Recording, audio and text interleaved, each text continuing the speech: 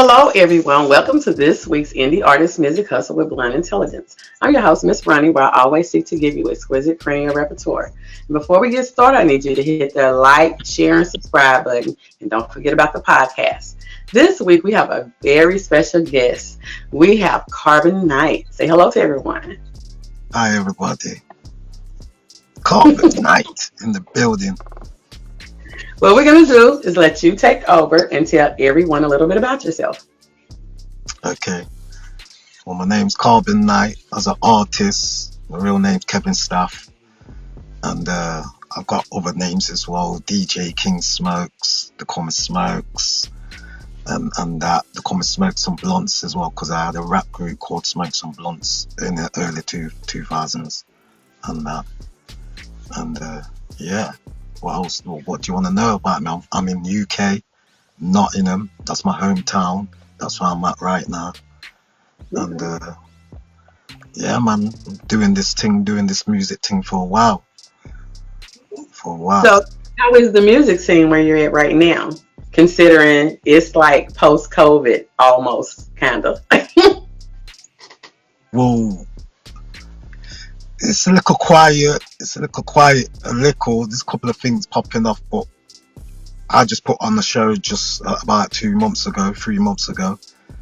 I was to get out there, so I just linked up a couple of rappers from around the country and all that. We got together, put our money in. We Mhm. got like a headliner and all that. One artist named Brits. She's a UK artist. She's originally from Jamaica, but she lives in Birmingham, what's not too far from Nottingham as well. And there was a load of artists there, like um, Triller Taylor. We had who else did we have? An artist named Dice as well. Mhm.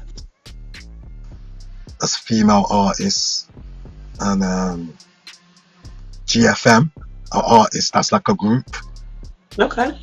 Yeah, named GFM as So, well. so all the artists that you put together on that event, was it like everybody was ready to get out and perform because things had been shut down for so long? Or I mean, I don't even know how it is there. I mean, because to me, I feel like they have relaxed a lot of things in the United States, but people are still being cautious with going out. I mean, so was the artist like ready to perform, or they was like They're ready to perform. But I how told did you get back acclimated with performing and back in the industry in that capacity after COVID? Well, it was hard. I'm not gonna lie, it was hard because I was in for a long time. It's not like we was being rebellious, like fighting against the system or anything like that. We still was moving like how they kind of wanted us, because you're just gonna get yourself into trouble over here. You understand? We're in England. You get me? So police are patrolling. You understand? Even if you ain't got your masks on, to that they'll be asking you, because you ain't got your masks on. So we did kind of move a certain way, but me, I got straight back to it. Like I did have a break. Because I was doing my merch and all that. And before the COVID, I invested in a lot of stuff, and COVID hit. So it set me back. I'm not a proper company, so I couldn't get that company money and whatever. And I sat still all now. I've got a lot of stuff in my house, boxes, t-shirts, and all kind of vests and all kind of stuff. What I hadn't really got to because of the COVID thing. So what I kind of did, I had that break in it. We had that break because we couldn't really get out. So we had that break when it was that time. And I seen other people moving as artists, because I'm a person. I push my music over America. I don't really push in England as an English artist. I don't work like that. They call me hip hop. I'm hip hop here. So I've always was linked with States DJs, radio DJs, mixtape DJs, rappers, singers, and all that over America. So I was always tuned in, always had fresh music, playing the music before it came out properly over America like that. I got freshers. I always played exclusives. So it it I kind of always pushed my thing straight over America. So as soon as we got back, I dropped mixtape. with a mixtape DJ named DJ Coolhand.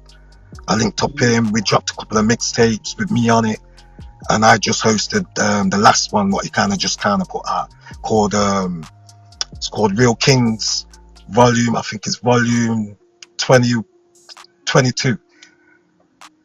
Yeah. So I have So a that, question. So you've been in the music industry for a long time, and you said that you kept it going on your pace during COVID and yeah. after. Do you think, because sometimes when you work with artists, they have like stank attitudes or whatever, do you think that overall attitudes has gotten better because of COVID?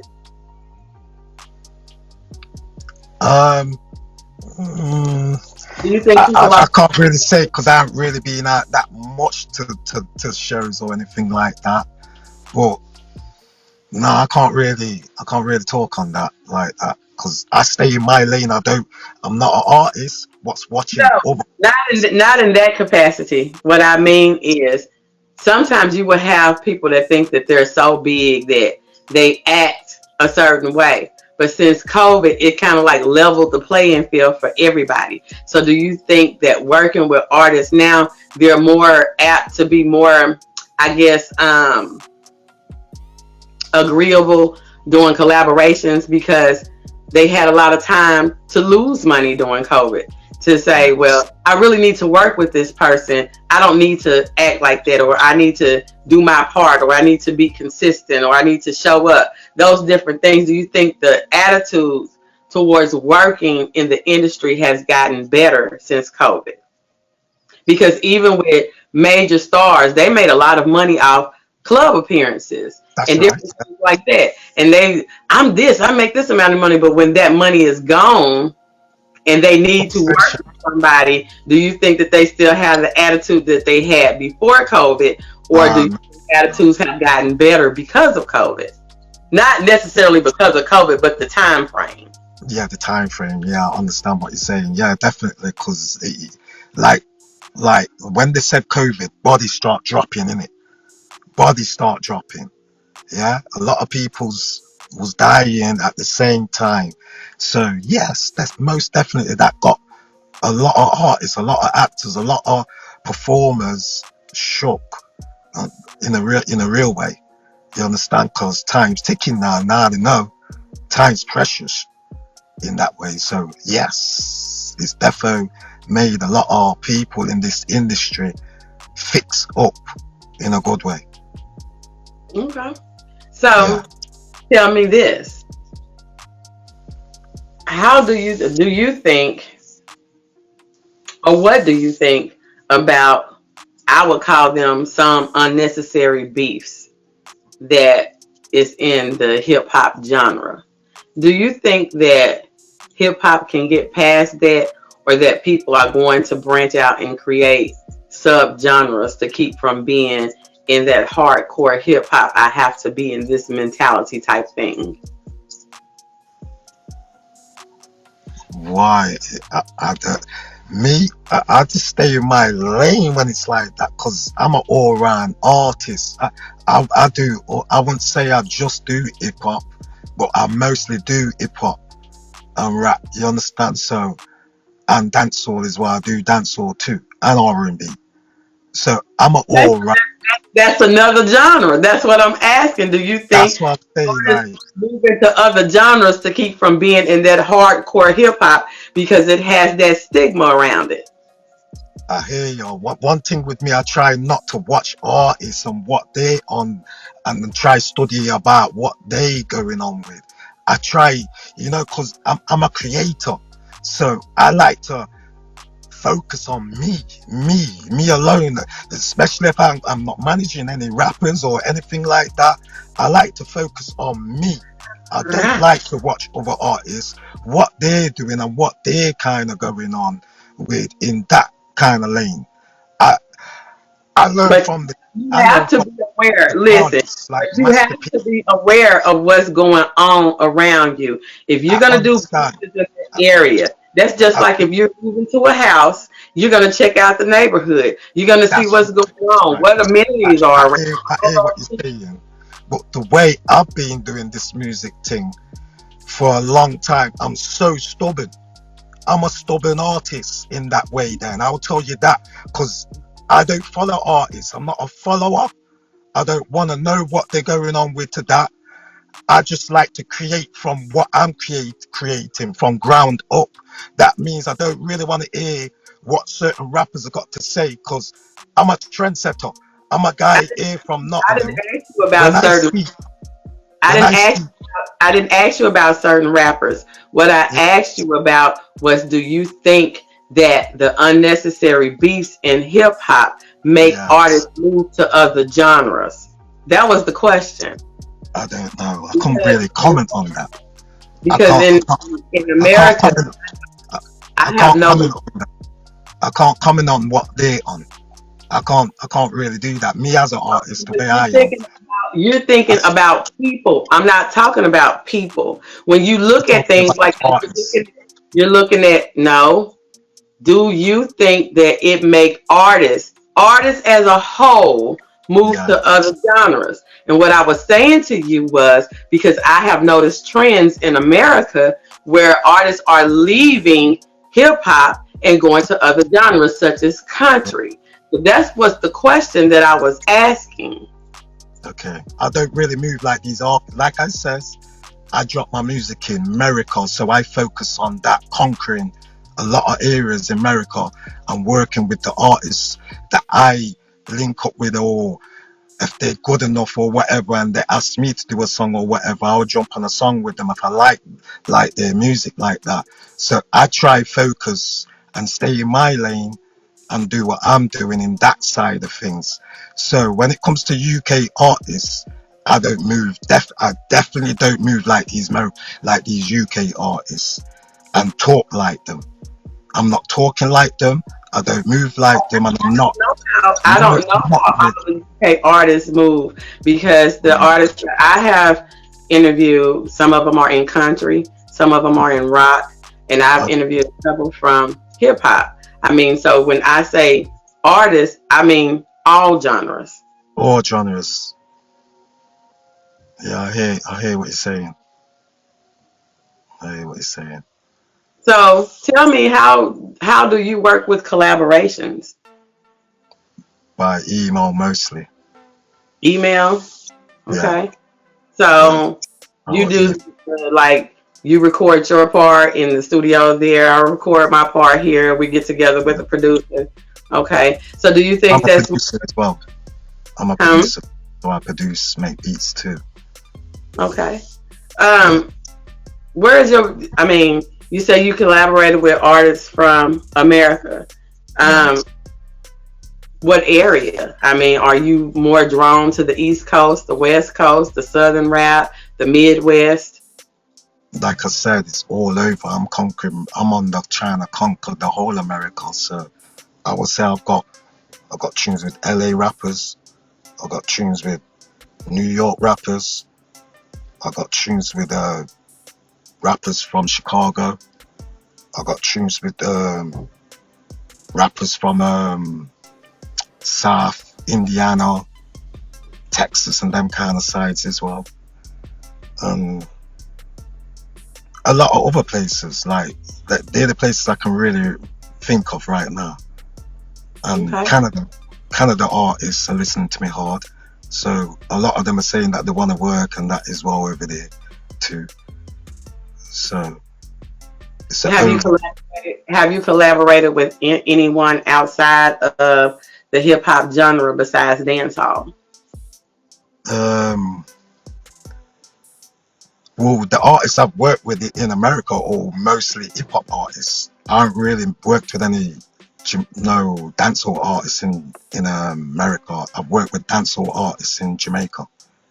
No, I said, is there other genres that you have worked with In in America, besides dancehall? no, it's just being hip hop. It's just being hip Okay. hop in Okay. America that I've been working with. So tell me this. Tell me about a collaboration that you have had that you would consider successful, but the end product didn't produce the results that you want wanted, but it was still a successful collaboration? Uh, I would say my Bully track. A track what I've got with Bully from D Block, what used to be in D Block, LOX. The Okay. guys That's from Young. Yeah, so I did a song with Bully. I produced it and that, and I put it on my first mixtape. What I dropped with DJ Whiteout, late DJ Whiteout, rest in peace. Um, and it just didn't do it what I wanted it to kind of do. Like, I'm still pushing that song now.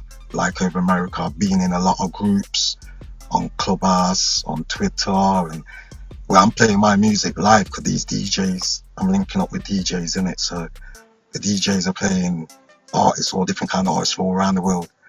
That my time comes when they drop my song, because I'm English and I've got American artists on it who's in the industry kind of too. It lit up the room. It had them all talking and all them things there. So I've seen that go off in Clubhouse, and they don't know who I am. I've just come from nowhere and just dropped my song. So I seen the potential in the song. Clubhouse. I'm gonna tell you about experience I had on Clubhouse. I Yeah, came on Clubhouse and I was in a music exec's room, yeah, and I was giving my opinion on something, and he was like, "Yeah, yeah." And it was another lady that worked with him, and she was like, "Well, those of us in the music industry," and he was like, "Hold up." He was like, "You don't know who people are when they are in these rooms, so you can't say that's that." And she got mad and she left the room, and I was like, "You don't have to be a bitch all the time." right. Don't. So when you say Clubhouse, I totally understand. I've had some bad experiences. Whoa, in Clubhouse too. Yeah, so you know about Dolph. Rest in peace, Dolph. Rest in peace. Rest in I've had peace. some good experiences on there, good contacts in there, and they don't do all that. And it's called music networking, no egos.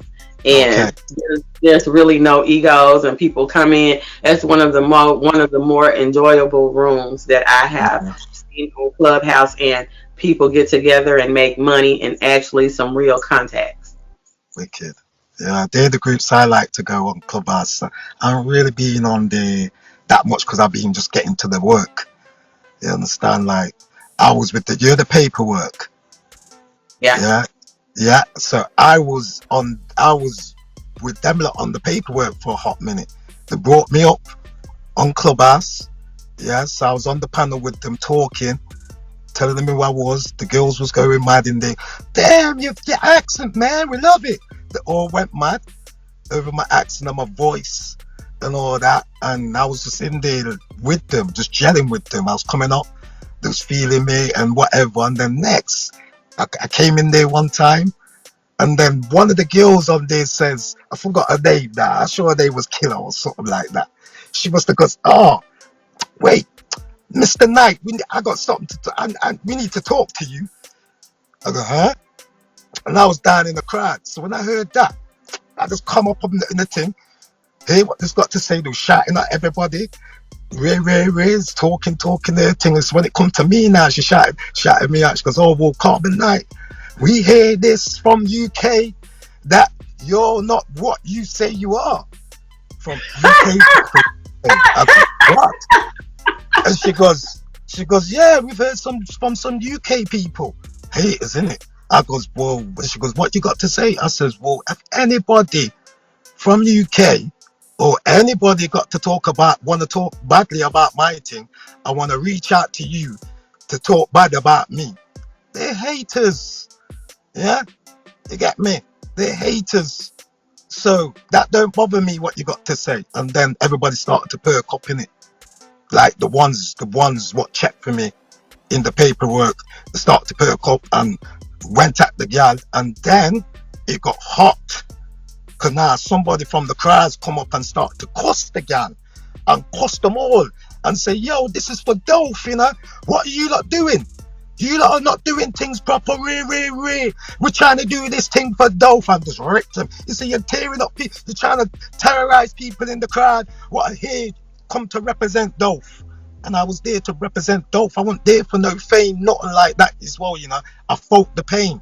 You with me? I felt this thing from dough, innit? You with me? So I thought, let me just gonna see what's popping. And plus, I was learning from paperwork. Paperwork got me straight when it comes to the music business again.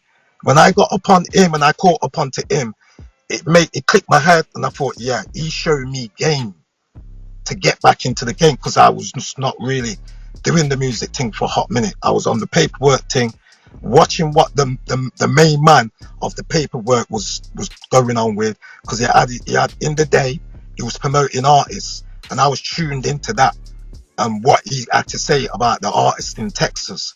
So I just followed on that formula. I knew that enough of it, what he was talking, was right. So I got onto it, got onto a publishing deal again. I started to just drop songs and all these things. I was looking for a manager. I'm doing all the correct things to move like an artist. You understand? He got me straight. So when they did that, I was talking to people in America, innit?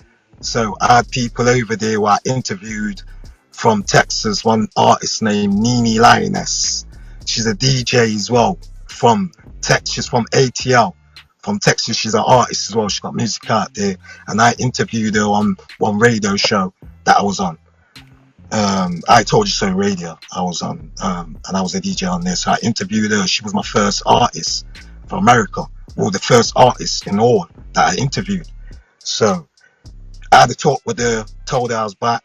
She says, "No, Karbon, I'm glad you're back, Car. I love your music. And listen, I want to focus on you. I want to push your music. So I'm glad you're back. Let's get your music out there." And she interviewed me, got me on TV over America as well, like what we're doing now. I was on live camera. I was on it was called I think it was Channel One. No, not Channel One. I forgot the name of the TV, but it was a black channel as well in America. TV One or something like that. I think it was TV One, something like that. The channel was what I went on. So I had a little mad experience on that, and I haven't really been on that paperwork thing since.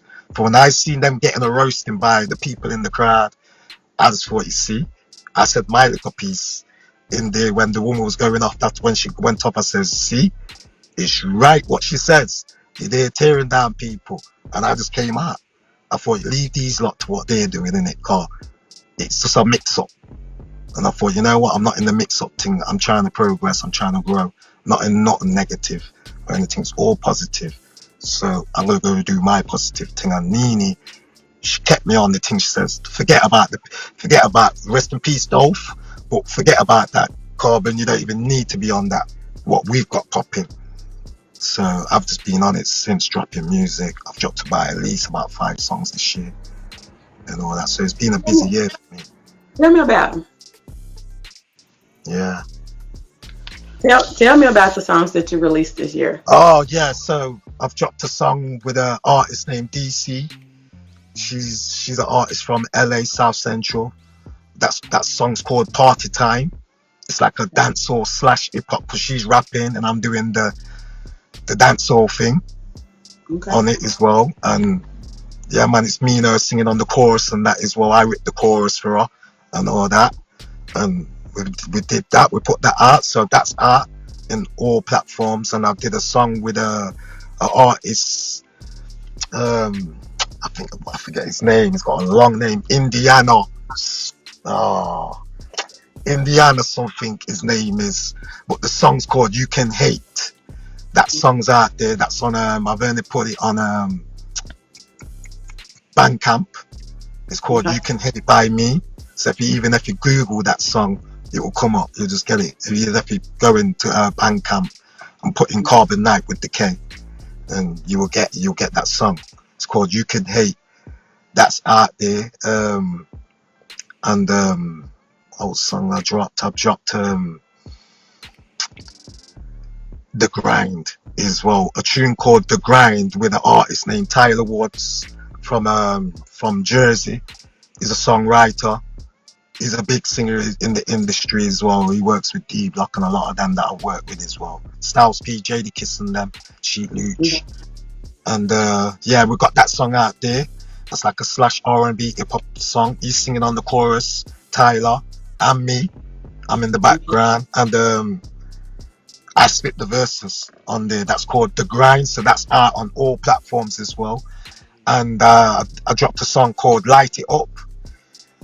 That's featuring my boy from Philadelphia, and his name's Castellino Kellum, cold rapper as well, sick rapper.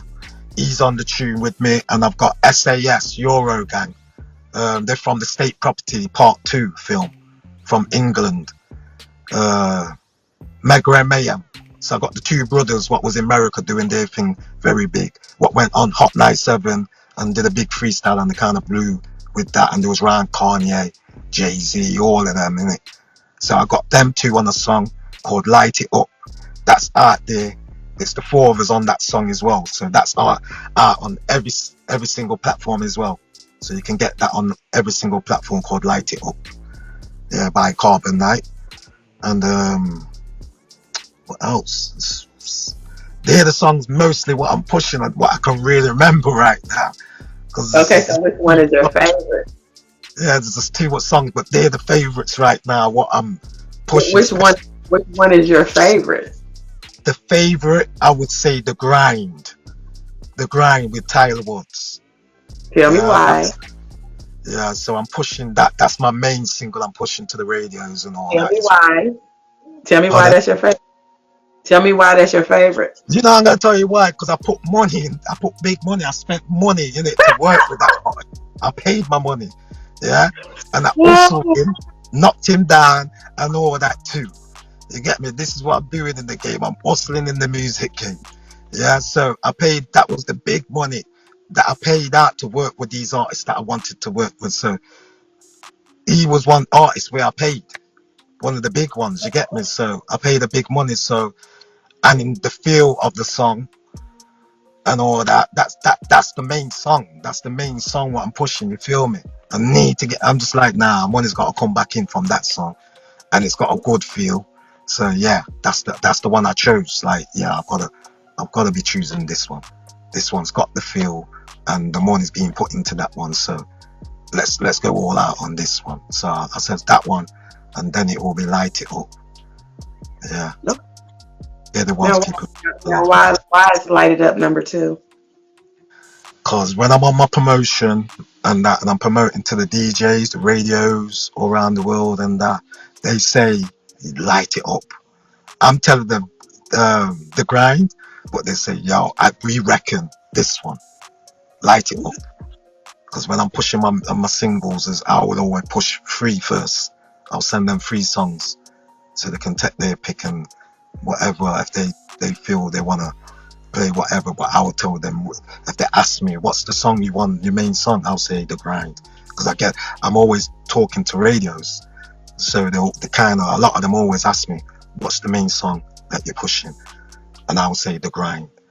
Okay. And they will say, okay, we put it on rotation. I can put it on rotation, or we're going to play it this day or whatever.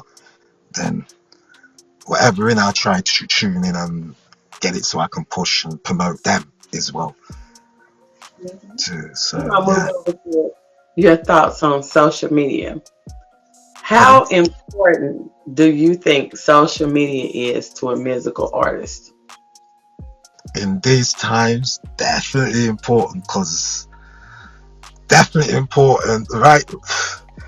Like, that's what's running it right now. Like, back in the day, I'm coming from that era where it was CDs, tapes, and all that. And I was slinging a lot of CDs and all that. I was selling in the shops and all that.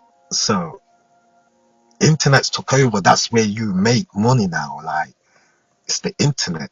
You want to make money through the music game. Like, it's internet.